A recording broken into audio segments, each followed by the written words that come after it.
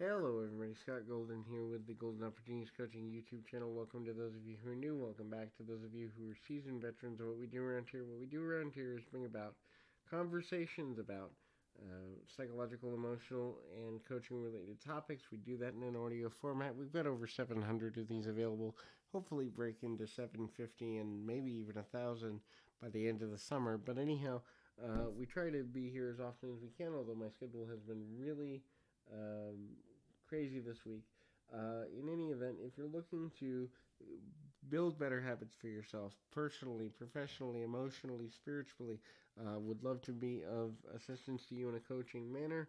There's a couple ways you can reach out. You can do so through Twitter at PO Perception. You can do so through the About Me section of this YouTube page. Either way, you can get information about contact and all that good stuff. So there's a couple of things that can make high performance habits that will make your life easier. The first is know how you feel. Be able to identify and single out your feelings.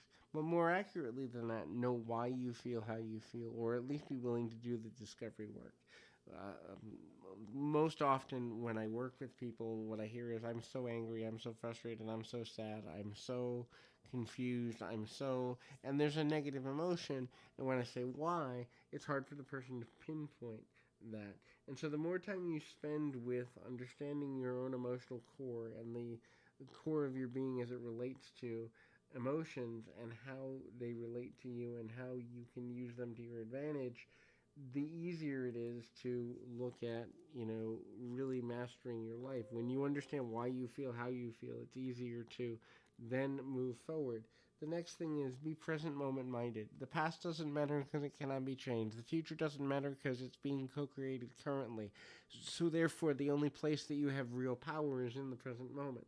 Now, that doesn't mean we shouldn't dream or have sketch plans that can be shifted, but the more we remain future minded, we're missing the beauty of the moment. The more we remain ruminating and past minded, the more moments we miss based on things that we can't change. So, present moment mindedness is a high performance habit in that when we are present moment minded, we give ourselves the most chance of changing things for the better and understanding our value and the value that we're placing on where we are in our lives in a given moment.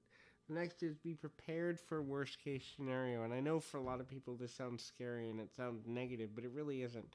When you begin to prepare for the worst case scenario, whether that's being alone, whether that's losing everything you own, whether that's the untimely passing of someone you love, losing a job, whatever it is, when you're prepared for that worst case scenario, everything from there forward, which is easier than that worst case, becomes easier for you by default, because if you have preparation for the worst case, the little bumps in the road become more manageable because you know what you do if things get really bad.